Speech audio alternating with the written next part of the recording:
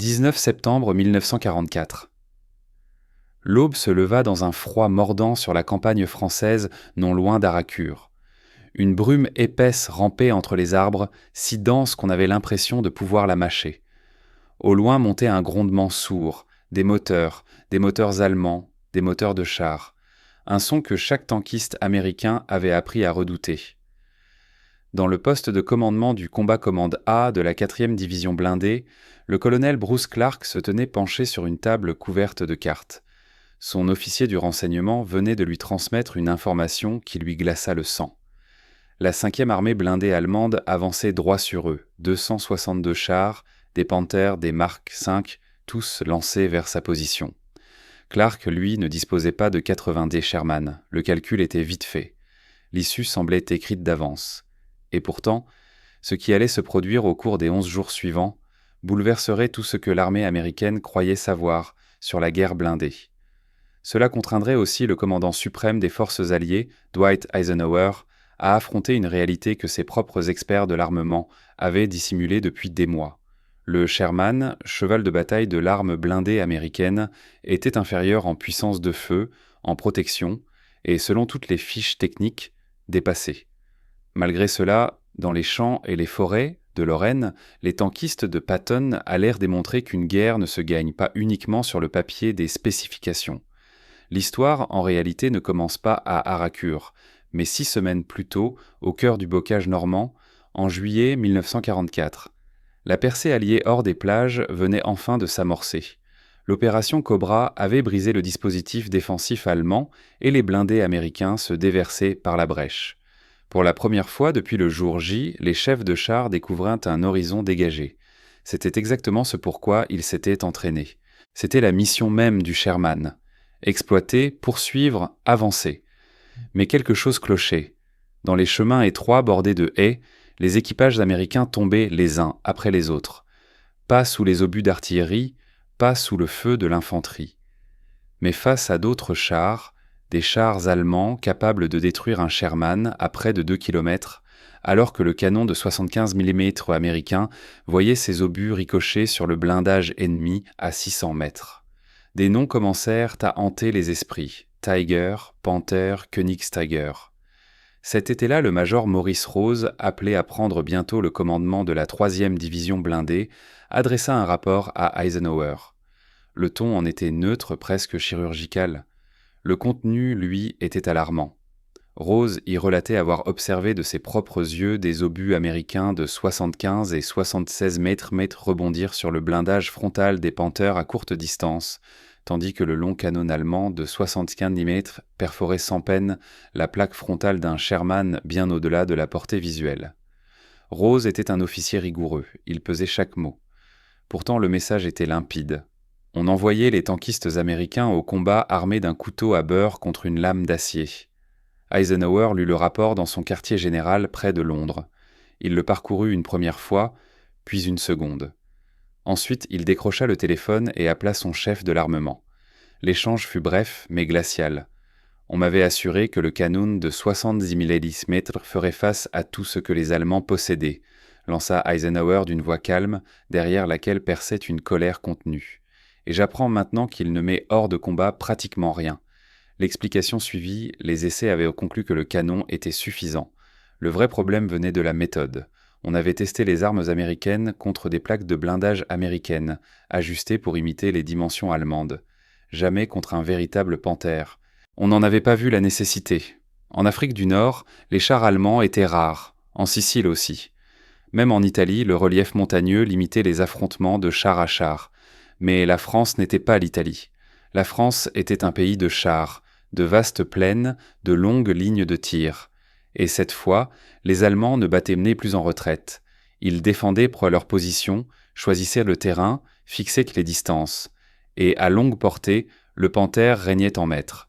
Eisenhower ordonna que chaque char allemand capturé soit envoyé dans des centres d'essai en Angleterre puis en France. Numéro de série consigné, épaisseur de blindage mesurée, test de pénétration mené sans concession. Il voulait savoir précisément ce que ces hommes affrontaient, et surtout vérifier si les estimations du renseignement étaient justes. Elles ne l'étaient pas. Les services britanniques et américains estimaient la production allemande à environ 1400 chars par mois en 1942. Des analystes, utilisant une nouvelle méthode fondée sur les numéros de série des véhicules capturés, établirent le chiffre réel 246 par mois. L'Allemagne produisait bien moins de chars que prévu, mais ceux qu'elle mettait en ligne étaient bien plus meurtriers que tout ce qu'on avait anticipé. Le Panther pesait 45 tonnes. Son blindage frontal incliné atteignait 100 mm, offrant une protection équivalente à 140 mm effectifs.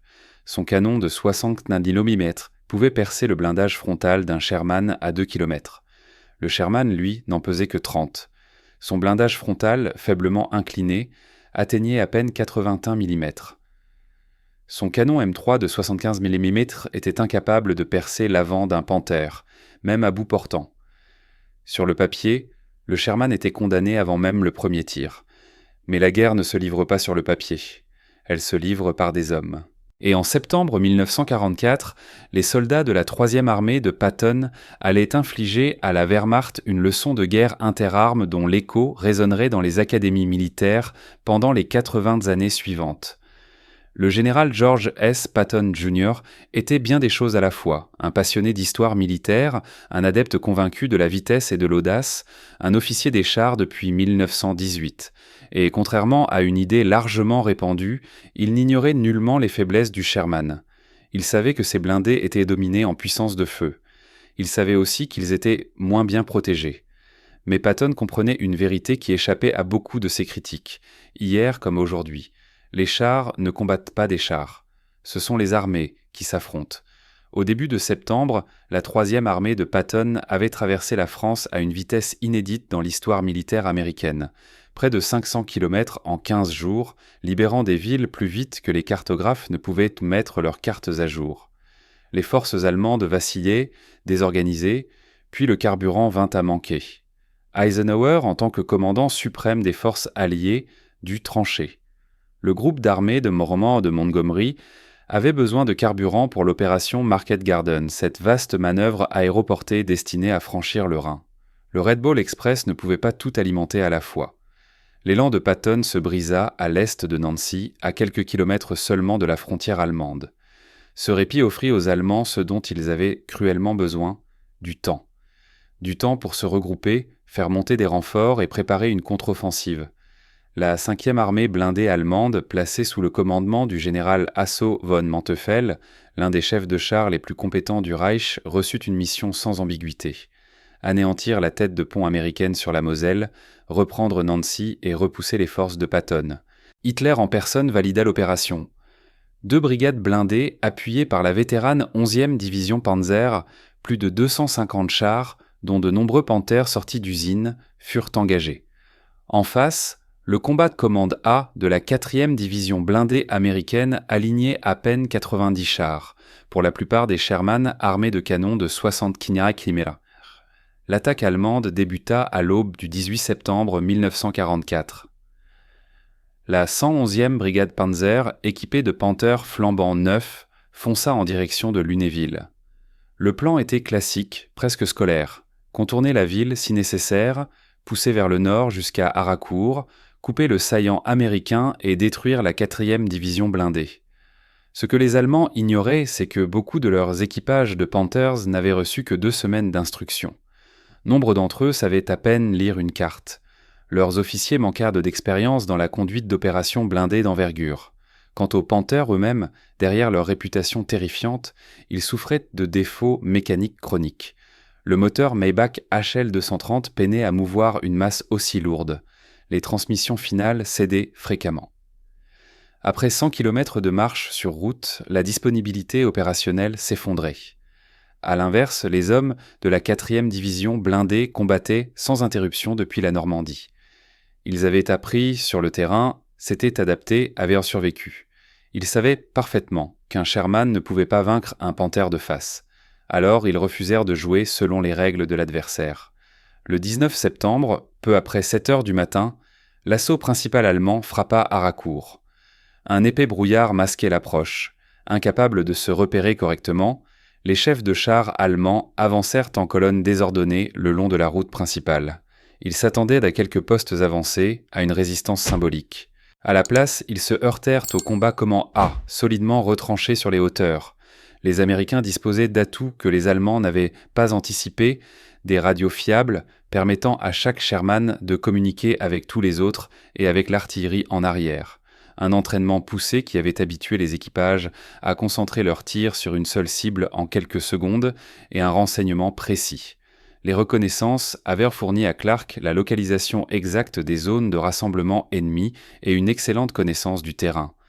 Les champs autour d'Haraucourt offraient de longues lignes de tir aux défenseurs, tandis que les zones basses près des routes se transformaient en pièges de boue pour les attaquants. Le sergent William McBride, chef de char au 37e bataillon de chars, observa à travers son périscope les premiers Panthers émerger du brouillard à moins de 500 mètres, trop près. Ils auraient déjà dû être repérés, mais les équipages allemands scrutaient la mauvaise crête. McBride n'attendit aucun ordre. Il pivota sa tourelle, visa le flanc du char de tête et tira.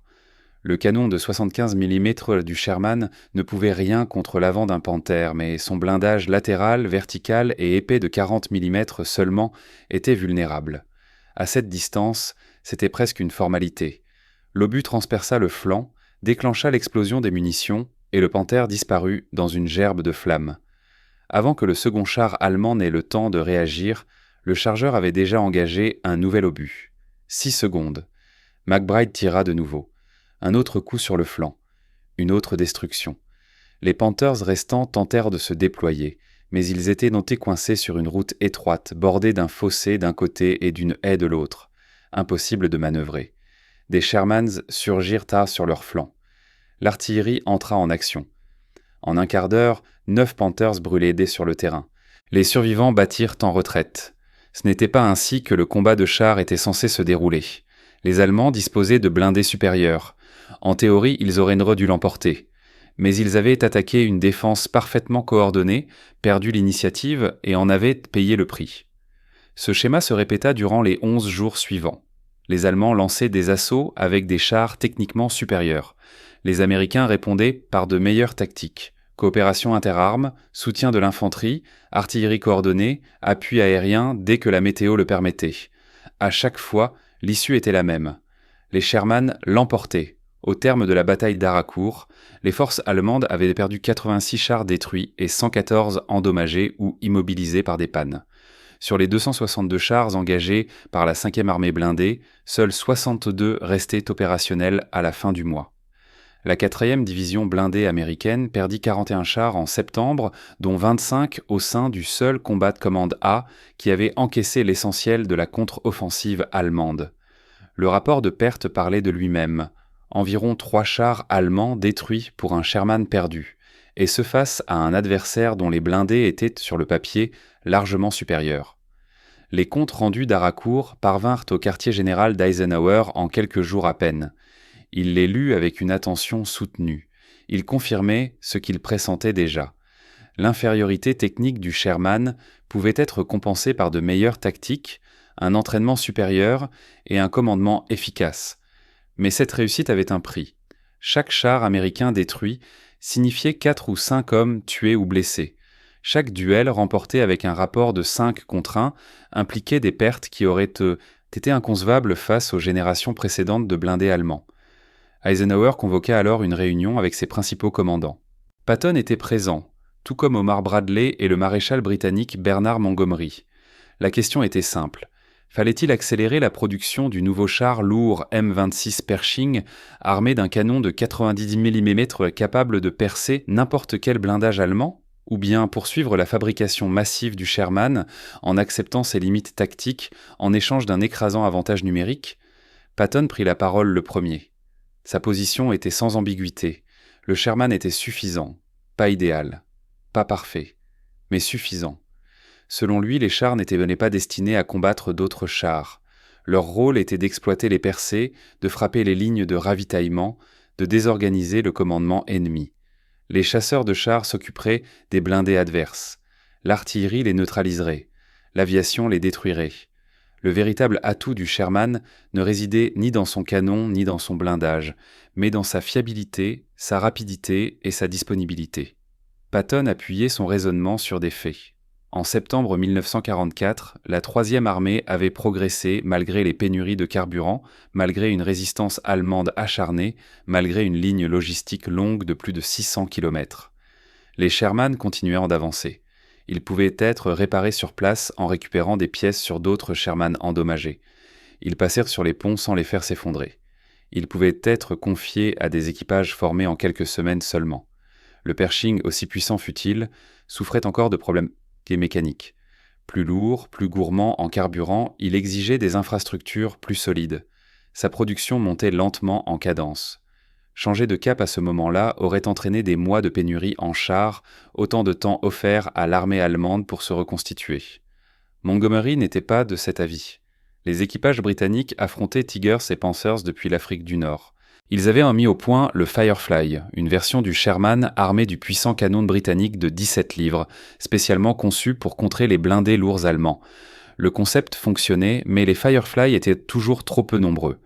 Montgomery plaidait pour la qualité plutôt que la quantité. Mieux valait disposer de moins de chars capables de remporter des duels que de masses de Sherman contraints de manœuvrer pour survivre. Eisenhower écouta les deux camps, puis trancha. La production resterait centrée sur le Sherman avec l'introduction progressive du M26 Pershing et le déploiement accéléré des Sherman équipés du canon de 76 mm, mais surtout, il diffusa de nouvelles directives tactiques à toutes les unités blindées. Ne pas rechercher le combat char contre char, employer la coopération interarmes, travailler étroitement avec l'infanterie, concentrer les tirs d'artillerie, faire appel à l'aviation, exploiter le terrain, combattre intelligemment. C'était là le changement fondamental issu de l'analyse des chars allemands et des combats de la fin de 1944. L'armée américaine avait débarqué en Normandie persuadée que de bons chars et des soldats courageux suffiraient à gagner. À l'automne, elle comprit que les guerres se remportent grâce à des systèmes logistiques, systèmes de communication, systèmes de coordination interarmes. Le Sherman n'était qu'un élément de cet ensemble, pas l'ensemble lui-même. Patton s'appropria ces principes et les transforma en doctrine pour la Troisième Armée. Les chefs de chars reçurent des consignes précises. Éviter les attaques frontales contre des positions préparées, utiliser la reconnaissance pour repérer les points forts ennemis, coordonner toute action avec l'artillerie face à un blindage supérieur, rompre le contact et appeler des appuis, exploiter la vitesse et la manœuvre pour frapper là où les armes américaines pouvaient pénétrer, flanc, arrière, compartiment moteur. Ces méthodes portèrent leurs fruits. En octobre, la Troisième Armée lança ses opérations contre la ville forteresse de Metz. Les Allemands s'y retranchaient derrière des bunkers de béton, des champs de mines et des panthères enterrés. Les tankistes de Patton ne se ruèrent pas tête baissée. Ils contournèrent les points d'appui, encerclèrent les défenseurs, firent pilonner les positions par l'artillerie, puis avancèrent seulement une fois, la résistance brisée. La prise de Metz demanda 7 semaines, plus que Patton ne l'aurait souhaité, mais la ville tomba à un coût jugé acceptable. Chaque Sherman épargné était un Sherman prêt à combattre le lendemain. En novembre, le temps se dégrada. Pluie, boue, les mêmes conditions qui avaient paralysé les armées durant la Première Guerre mondiale. Les Sherman, avec leurs chenilles étroites, peinèrent dans les terrains détrempés. Les Panthers, dotés de chenilles plus larges et d'une pression au sol moindre, se déplaçaient plus aisément. C'était un avantage allemand. Patton y répondit en faisant installer des extensions de chenilles surnommées duckbills pour élargir l'empreinte au sol des Sherman. Une solution provisoire, imparfaite, mais efficace. En décembre, la Troisième Armée atteignit la Sarre, dernier obstacle naturel avant le cœur industriel de l'Allemagne. Et alors tout bascula. Le 16 décembre 1944, les Allemands lancèrent leur ultime grande offensive à l'ouest. 3 armées, 28 divisions, plus de 1200 chars, dont les nouveaux Königstiger de 70 tonnes armés de canons de 90 mm. Leur objectif, Anvers. Le résultat fut ce que l'histoire retiendrait sous le nom de bataille des Ardennes. La réaction d'Eisenhower résuma à elle seule tout ce que les Alliés avaient appris sur la guerre blindée depuis la Normandie. Il n'ordonna pas de contre-attaque frontale et précipitée. Il ne dispersa pas ses chars par petits paquets. Il identifia les 2 flancs du saillant allemand, s'assura qu'ils tiennent fermement, puis rassembla une force écrasante pour une contre-offensive coordonnée. Et il fit appeler George Patton.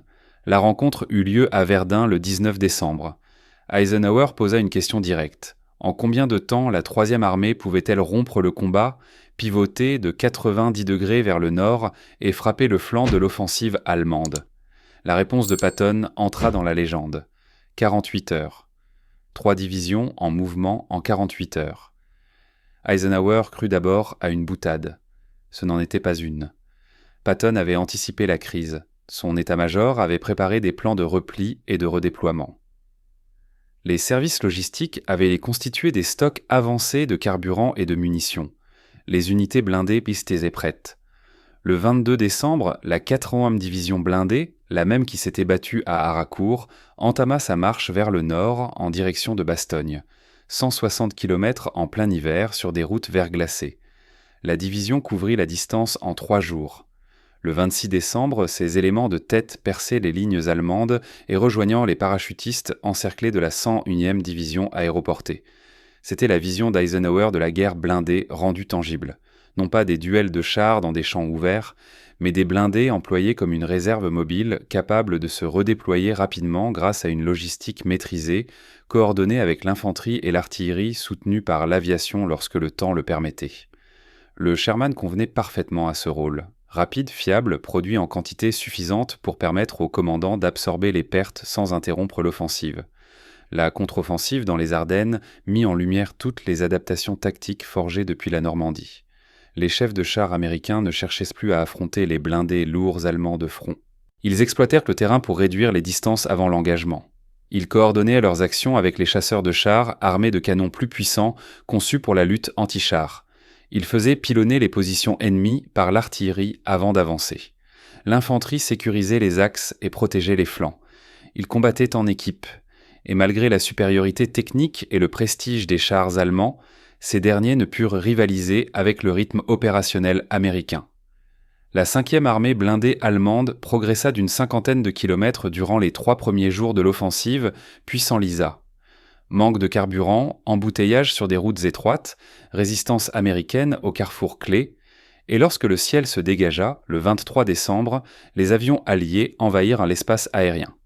Thunderbolt P-47, Mustang P-51, ils frappèrent les colonnes allemandes, détruisirent les camions de ravitaillement, forcèrent les divisions blindées à quitter les routes pour se réfugier dans les forêts où leurs chars lourds s'enlisèrent dans la boue et les arbres. En janvier, le saillant avait été résorbé. Les pertes allemandes dépassaient 100 000 hommes et 800 chars. La dernière réserve stratégique de la Wehrmacht à l'ouest venait d'être anéantie, et les Alliés se préparaient à l'assaut final contre l'Allemagne. Eisenhower revint sur cette campagne dans une lettre adressée à George Marshall, son mentor et chef d'état-major de l'armée américaine. Il y évoquait la controverse autour du Sherman et les accusations selon lesquelles les soldats américains auraient été envoyés au combat avec un matériel inférieur. Il rejeta fermement cette idée. Le Sherman avait fait ses preuves en Afrique du Nord, en Sicile, en Italie, en France, en Belgique et en Allemagne. Il avait combattu sur tous les théâtres, rempli toutes les missions. Il n'était pas invincible, mais il était suffisant. Suffisant pour gagner. Eisenhower n'ignorait pas pour autant le coût humain. Chaque duel de chars remporté à 3 contre 1 ou 5 contre 1 signifiait des hommes qui ne rentreraient pas chez eux, des familles qui recevraient sous des télégrammes. L'infériorité technique du Sherman, même maîtrisée sur le plan tactique, avait des conséquences stratégiques. Elle influençait la manière de combattre, les pertes subies, le calendrier même de la guerre. En définitive, ce qui changea entre juin et décembre 1944 ne fut pas le Sherman lui-même.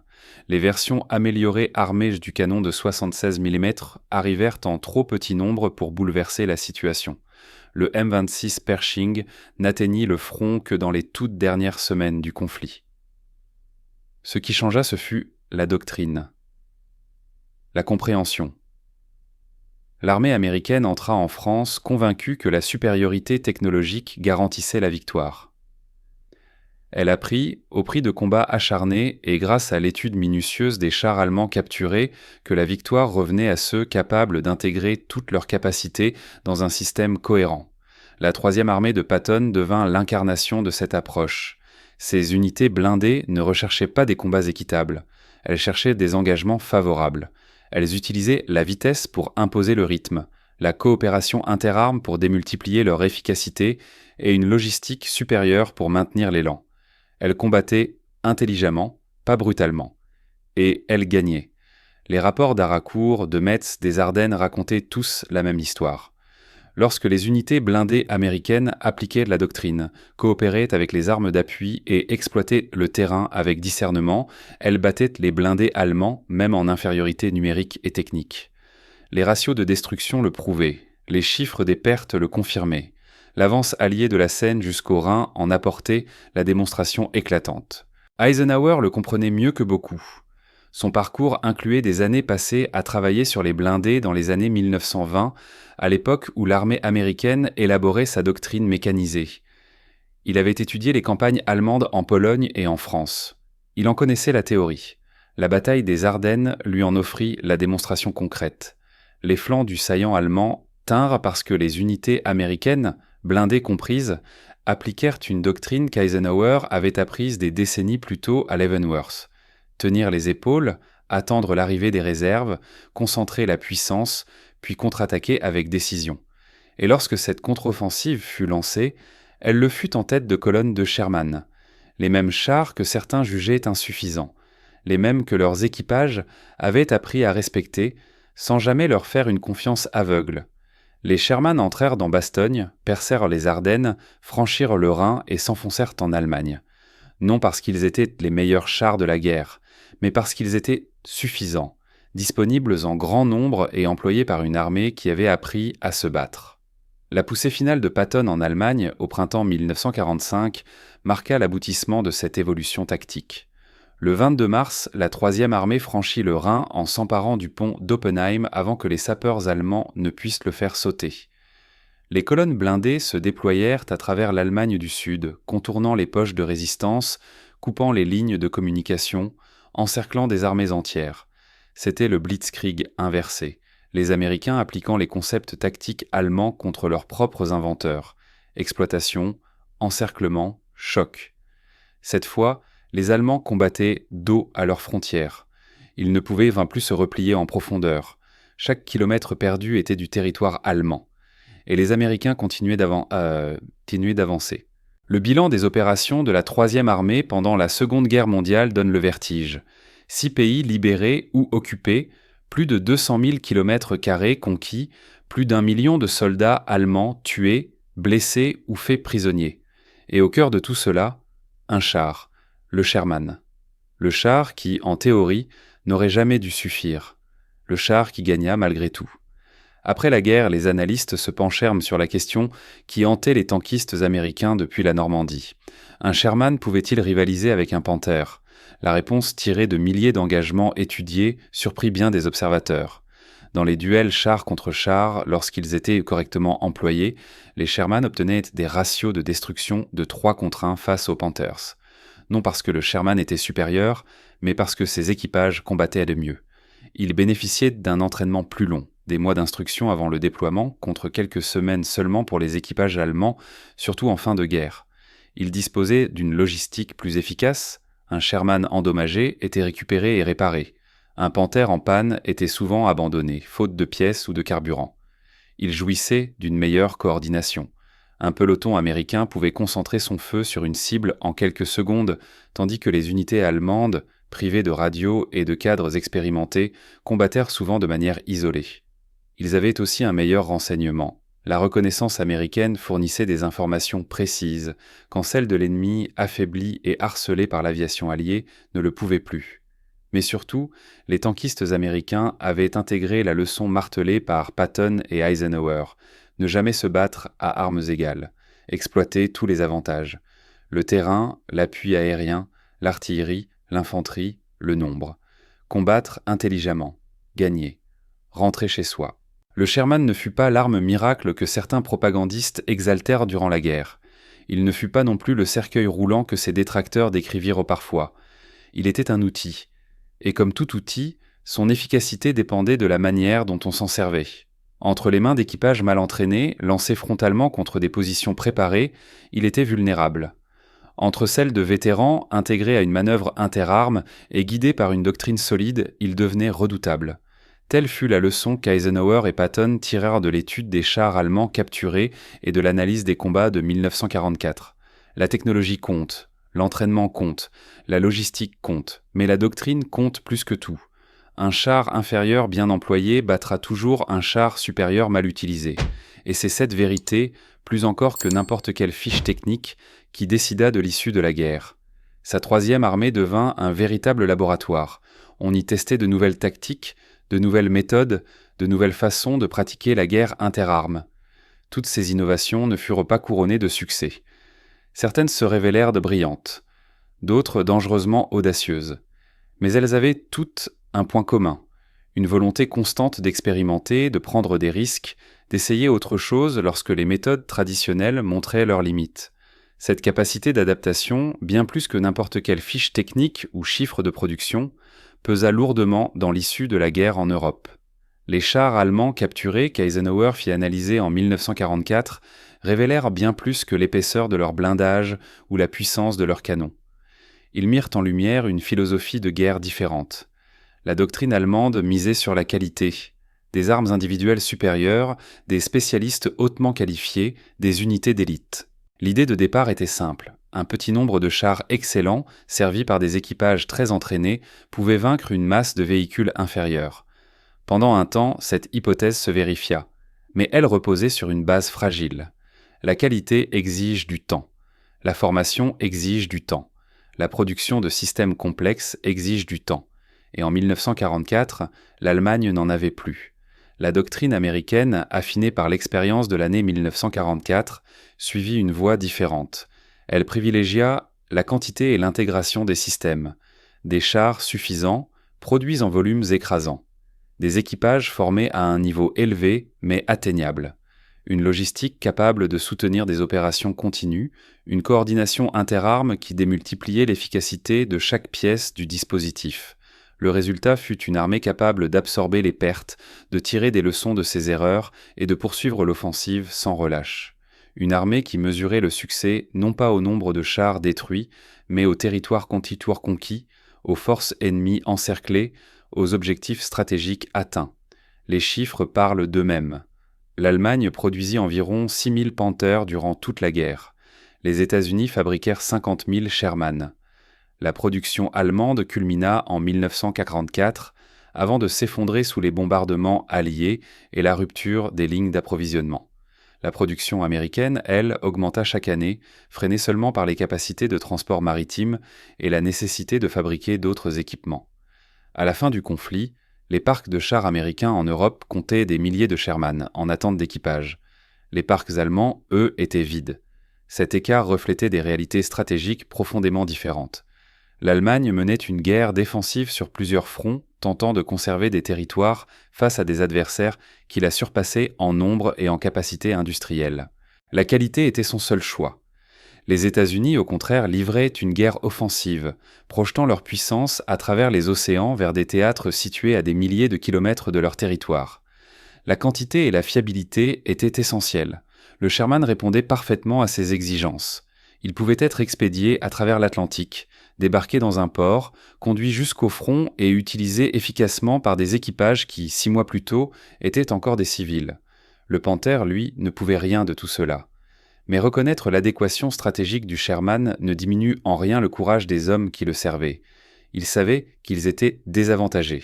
Ils savaient qu'un Panther pouvait les détruire à une distance à laquelle ils ne pouvaient pas riposter efficacement. Et pourtant, ils montaient dans leurs chars. Ils réduisirent la distance.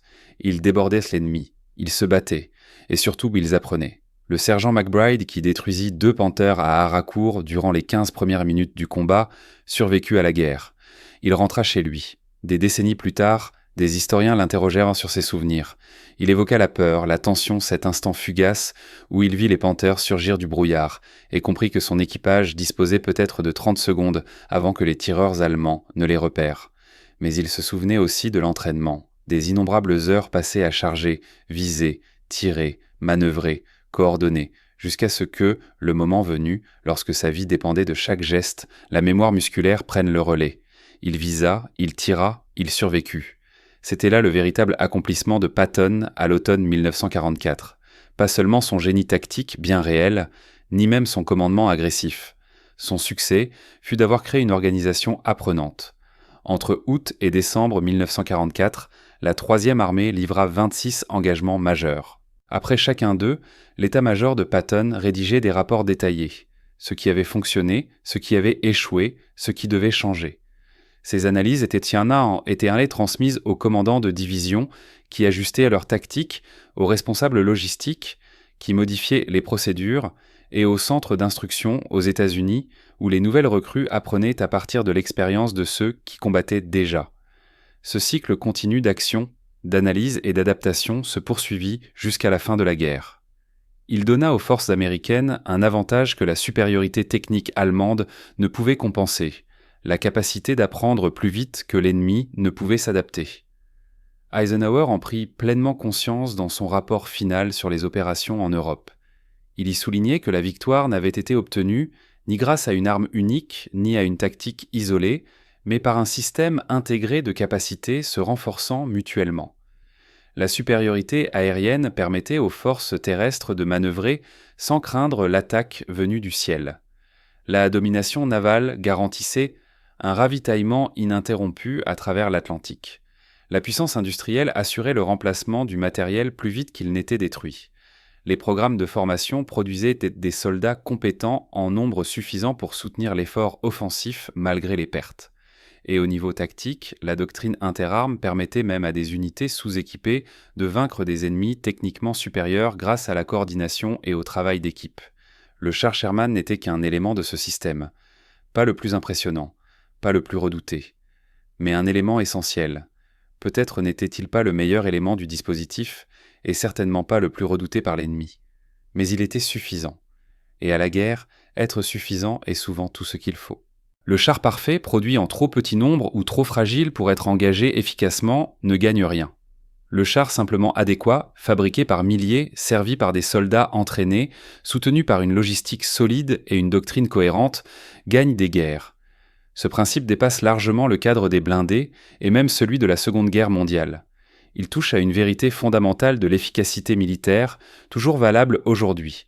Les organisations capables d'apprendre, de s'adapter et d'intégrer leurs capacités au sein d'un système cohérent finissent par l'emporter sur celles qui misent uniquement sur la supériorité technique.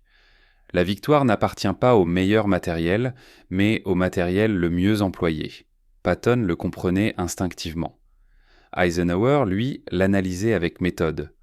Ensemble, ils façonnèrent la manière américaine de faire la guerre telle qu'elle émergea du second conflit mondial et qu'elle allait influencer la doctrine militaire pendant des générations.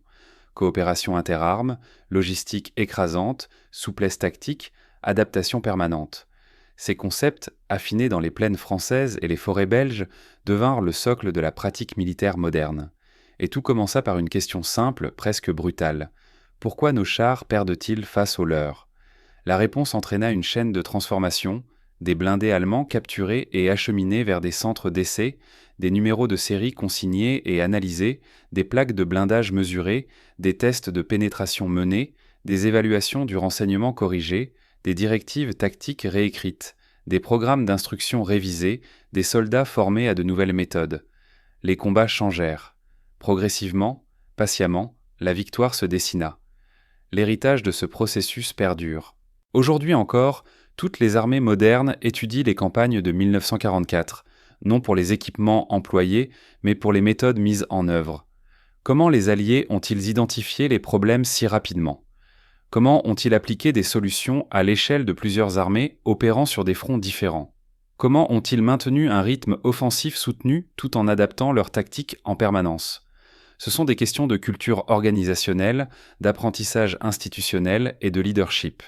Elles n'ont pas de réponse Jim Morse simple, mais l'exemple d'Eisenhower analysant les chars allemands, de Patton affinant les tactiques et de tankistes américains combattant plus intelligemment plutôt que plus durement offre un modèle. En mars 1945, lorsque la Troisième Armée franchit le Rhin et lança sa dernière poussée vers l'intérieur de l'Allemagne, ce furent des Sherman qui ouvrirent la marche. Ils avaient le même blindage qu'au début, le même canon, les mêmes limites. Mais ils étaient employés autrement, engagés autrement. Et ils gagnèrent. Non malgré leurs faiblesses, mais parce que leurs équipages et leurs chefs avaient appris à travailler avec ces contraintes et à en tirer la victoire. Le 8 mai 1945, jour de la capitulation allemande, la question qui hantait Eisenhower depuis juillet 1944 avait trouvé sa réponse. Pas grâce à un nouveau char, pas grâce à un miracle technologique, mais grâce à la doctrine, à l'entraînement, à l'adaptation. Le Sherman était suffisant parce que les hommes qui le servaient, les officiers qui le commandaient et le système qui le soutenait étaient devenus excellents. Voilà le véritable changement. C'est ce que révélèrent les panzers allemands capturés. La leçon n'était pas que les chars américains avaient besoin de canons plus puissants ou de blindages plus épais, même si cela aurait été appréciable, mais que les forces américaines avaient besoin de meilleures tactiques, d'une meilleure coordination et d'un meilleur emploi des moyens déjà à leur disposition. Une fois cette leçon apprise et appliquée, l'issue ne faisait plus de doute. Le Sherman entrerait à Berlin bien avant qu'un Panther ne voie jamais Londres. Au nom de tous ceux qui ont servi, de tous ceux qui ont étudié cette histoire, de tous ceux qui estiment que ces récits comptent, merci. Si cette analyse de l'adaptation tactique et de l'apprentissage militaire vous a semblé utile, pensez à soutenir ce travail. Nous racontons l'histoire qui a façonné notre monde avec rigueur et respect pour ceux qui l'ont vécu. La Seconde Guerre mondiale n'a pas été gagnée par la technologie seule. Elle l'a été par la capacité d'adaptation, par des organisations capables d'apprendre de leurs erreurs plus vite que leurs ennemis ne pouvaient les exploiter, par des chefs qui comprenaient que la doctrine importe davantage que l'équipement, et par des soldats qui combattirent avec courage, intelligence et détermination, même lorsque les champs semblaient minces. Voilà la leçon d'Eisenhower, de Patton et du char Sherman. Voilà l'histoire qui mérite d'être racontée. Et voilà l'héritage qui continue d'influencer la pensée militaire, 80 ans plus tard. La guerre en Europe ne s'acheva pas, parce que les Alliés disposaient des meilleurs chars, mais parce qu'ils avaient la meilleure armée. Une armée capable d'apprendre, de s'adapter et de vaincre.